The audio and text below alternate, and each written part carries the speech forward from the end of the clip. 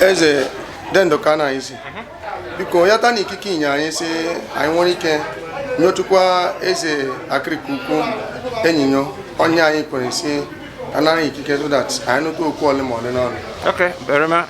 nyo enyinyo. Eze dendo kana isi eze biko anyị meletu mmarụtụ aha anyị. Anwo Samuel Ikechi Nwosu eze Akrika Ukwu Eze Akrika Ukwu Igube Achara Autonomous Community.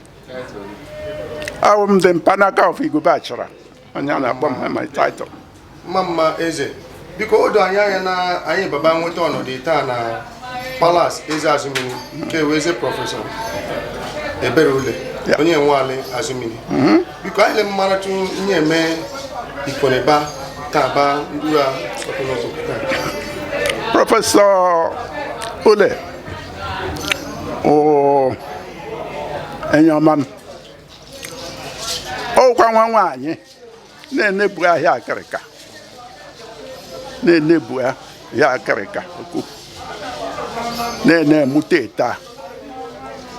In fact, no weekend the gas school mgbe here the kenta imana here mmene ezimie amana mama Azumini kobu Azumini wo my second home aba mumo pali kama nyana pa pali nwanne m aba mumo pali onye nkoba onye wale mama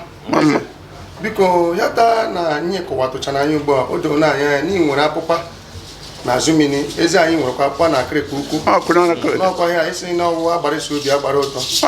anyị dị mma kwana biko taa ndị ọgụgụ ọma ịdagoni ala Azumini na eze prọfesọ Ule ịbapụta taa ndeke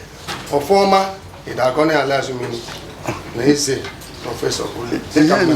ihe nle mkpani onowo Azumini de loke na nwere ya n'okunu ka ezewe ukwesunu ni na apade elu owo hadu na nwere professor na eze I man ya professor before I made professor na university in India for many years here mania teta when your education them na do here I came one of the people who urged on to study and to go higher na in education no benwere no kwesi no na mo pali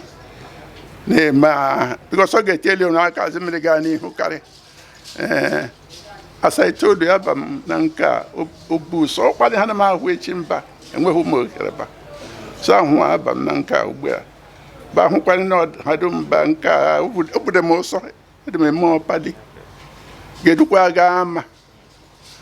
na okoroma ke webu hana nkara ke yem kwa gas school for some time now orowe nda Azumini kwesi mumo padi abananka mba nteli nda Azumini aka mumme nhuna eze onu eze anyị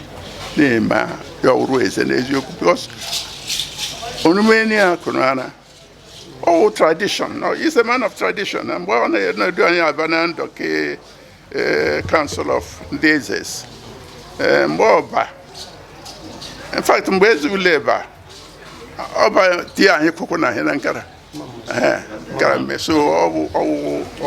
enye kwesịrị ndị eme. Eze Chineke gozie. Gozie kwa hii.